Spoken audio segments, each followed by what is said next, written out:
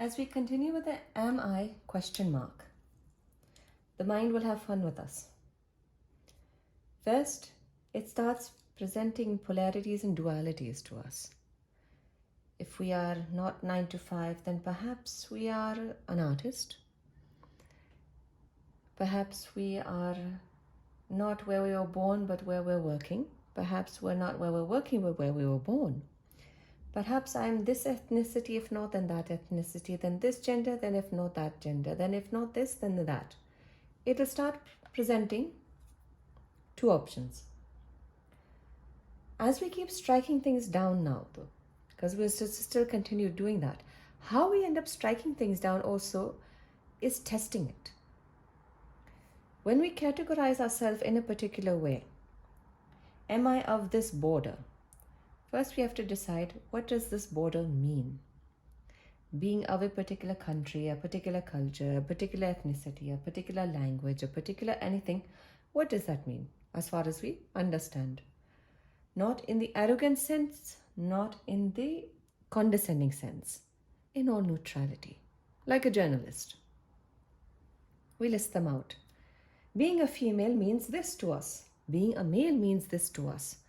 We'll also get insight into our thought process of how we perceive things of that nature. As we continue, we'll also find that not necessarily do we fit into the category of the first. We might have traits of the category of the second also. So now the mind will pop another one on us. A third option. Okay. It'll create some other label, or if there's already a label made, it'll go to that one. So perhaps we are racially ambiguous, perhaps we are gender ambiguous, or whatever it is, the label that has come up with. Either the mind comes up with or society's already beat us to it. As we continue now, we still have to see what exactly do these labels mean to us. We'll read on them. Yeah. I do understand some of these things that are on the list. 8 out of 10, yes, they relate to me. But the rest of us now, do we truly fit into all of those 8 or 10 listings of whatever the category means? Chances are not. As we continue to do that, we'll continue striking things off. If it's not 100%, strike it off. We'll slowly find that we're trying to fit a sphere into a square keg. What is a sphere? What is a square keg? The sphere is us. Not as the mind thinks that we are, or the ego finds that we are, but us in our true sense, in our entirety. The squared keg now is the category or the filing cabinet which the mind and the ego have created. A professional or corporate looks like this. An educated person looks like this. A female looks like this. A male looks like this. This looks like that. That looks like this. This should be this way. That should be this way. Love expressed is this way. Hatred expressed this way. Anger is expressed this way. Sadness is expressed this way. So on and so forth. Whatever the criteria or the requirements that the mind has allotted. Not necessarily true. For example now, grief. Grief should look like this. Someone loses a loved one, they cry. There are many scenarios which we'll find where we do not cry during that time. Likewise, there are many scenarios where when we're sad, we'll express anger. We feel hurt, we'll express anger. We feel fear, we'll express anger. Is it truly anger? It is not. We'll find that things are not as clear as we perceive them to be. Hence, our sphere seems to fall into, while it falls into some of the square kegs, it's not entirely into one in particular. And there's a lot of the circle or the sphere that lies outside of the square kegs. So not only are we multiple, we're also beyond it. So now what do we do with the part that's not labeled? We can't ignore it. Ignoring is what brought us to this place in the first place of confusion. Striking it down, the mind will continue coming up with more labels. So it'll make a square keg here to fill that gap, make one here to fill that gap, here, here, and it'll keep going. But with so many labels, with so many categories, with so many of these things, we still can't see this part in its entirety. We're trying to break it up. So we're addressing this little part here, this little part here, this little part here, this little part here, this little part here, and we're addressing ourselves in fragments. We still have the center. That's an absolute whole, because we've addressed everything on the outside. That is also what's happening in society. We're creating more labels, more categories, more filing cabinets to fill in the gaps. Inevitably, though, we'll still find that there's still something missing deep down inside in the center. Here now is where we move out from the outside part of the world of the ego and mind and go into the Atma Manthan, or the introspection part. Inside ourselves. What is happening? What is there? Who is there? Why it's there? From where has it come from? Where is it going? What is its trajectory? This hence now allots to shadow work. Shadow work now is basically those aspects of ourselves that we absolutely do not under any circumstance want to accept, see, or admit. When we have not done any shadow work at all, when introspection has not been a part of our lives at all, that's when we come up with silly statements such as truth is bitter, or it hurts, or it is too strong, or whatever it is. Truth is truth. Truth is neutral. Truth is not hurtful. It's not a thing of a stone hitting a glass house. It is just what it is. If we are angry, if we are an angry person, if we happen to express all our emotions through anger except for happiness, that is something that has to be addressed. It is something that has to be recognized. It is something that we have to see. If we are in a constant state of anxiety, we must make note. That is not a position to live life from. That is not a pleasant way of being. It is unnecessary. It is also an emergency state of being which takes a toll on health on a whole other level. Body, mind, and soul, always connected, never separate. We start working with things now. Things start emerging. Our good, our bad, the voice that empowers us and the voice that breaks us down. Start going at it. First, it begins war during the Atma Manthan side. First, it says, no, things should be like this. The other says, no, things should not be like this. This person shouldn't have said this. This person should have said this. They go at it. Eventually, you find out that they have to work together. Okay, fine. You make a list. Good. What all is good? What all is effective? So on and so forth. Bad. Make the list of the bad. Now finding that they have to work together. As we continue now, we find out, okay, perhaps in this situation, the other person was wrong. Perhaps I was also wrong too. The diplomatic is everybody is right. That person is right in their perspective. I am right in my perspective. If there's a third perspective, they're also right in their perspective. Correct. Everybody is right. Everybody is wrong. Because it's just simply a matter of argument. So now if it's a matter of argument and a matter of perspective and a matter of history and a matter of interpretation, perspective, so many things at play. Again, the square kegs, missing the center.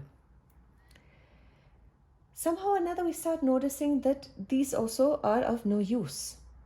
So now the perspective of the good, the bad, the ugly, the proper, the not so proper, the shoulds, the shouldn'ts starts blurring. And now the circle or the sphere starts making a little bit more sense. It starts getting a little bit more clear. That okay, the person also acted from this square, but in entirety they were also not falling under just that part. So perhaps my dislike for them or disdain for them is not exactly too correct. Or my admiration for them also is not correct either, because they are also human. I should allow them humanness. Likewise, I should allow myself humanness. As we continue, things start blurring. You start noticing that why is it a sphere and not a circle is where there's also levels of frequency. going from sad to light and elation. There's so many things in between. Depending on our perspective or our mood at the time, how we perceive the situation also makes the world of difference. Now, not only are there 360 degrees to our life and our perspective and our mind, there's also other levels that cover it. So, okay, now what do we do with all of this? Slowly by slowly, because things are not as what we thought they would be or should be, forgiveness becomes the only answer. We must forgive ourselves and the other. As we forgive, things start quieting down. The mind chatter quiets down. The triggers quiet down. The chaos and mayhem quiet down. The anxiety quiets down. As we start calming things down, quieting them down, we start noticing other things now. Things that also went unnoticed. The good things. Certain acts of kindness. Certain things that seemed harsh at the moment, but in the long run actually had a wonderful impact on us. Some person challenging us, telling us how stupid we were, and us trying to prove that no, we are not stupid. And we went and we did whatever it was we had to do to prove them wrong, though the reason behind it isn't correct, but nonetheless it still bettered us. So while it was still within the play of the ego and the mind's world, it still empowered us. We were still able to overcome something that otherwise would have made us feel stupid or contribute to our thinking of being stupid.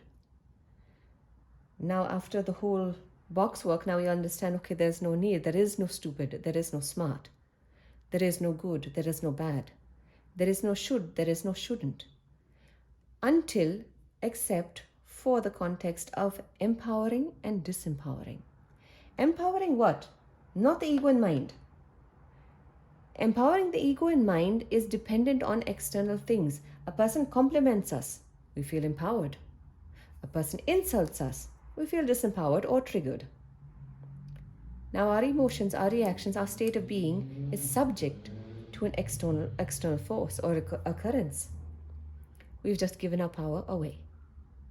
Disempowering. A lot of times we do things for praise or acceptance or affirmations. And not affirmations, for what's it called? Basically when you look to someone to also agree with you, for agreement. These are wrong reasons to do the things. Finding purpose, finding inspiration, finding meaning behind the things that we do, those should be the driving forces. Purpose, meaning. Hello, can't spell. Inspiration.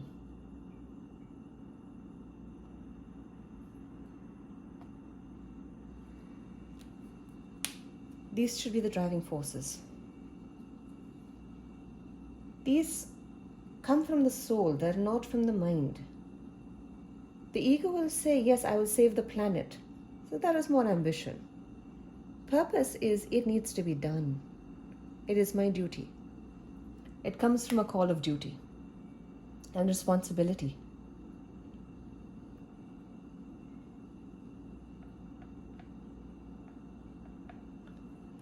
Meaning that we are part of the planet. We all work together. Plant, animal, human, insect, environment, elements, we're all together. There is meaning in the union of it. Inspiration, the beautiful music within the breeze, or the flowers, the colors, the fragrance of the pine, the feeling of elation, the vastness of nature, so on and so forth. The duty of it being that, yes, I'm on this planet to help contribute to the betterment, not the destruction of the planet. likewise to others, likewise our situations, likewise our surroundings. All of these are the driving forces, backed by forgiveness and backed by gratitude. Forgive my spelling, I cannot spell to save my life. These being the driving forces. We'll find that these now are hidden in many aspects of life. Happiness being wrapped in the garb of harshness or sorrow, in the long run, present to be other things, and so forth. As we continue working with these, as we continue with the introspection and the shadow work, our mind starts to go a bit blunt. Not so definitive anymore, not so categoric anymore, not so labelable anymore. Going beyond the labels, going beyond the categories, going beyond the outside aspects of life, and finding new aspects of life that are hidden in these outer and inner aspects, hidden in ourselves, hidden in the things that we do. This now opens another level of awareness.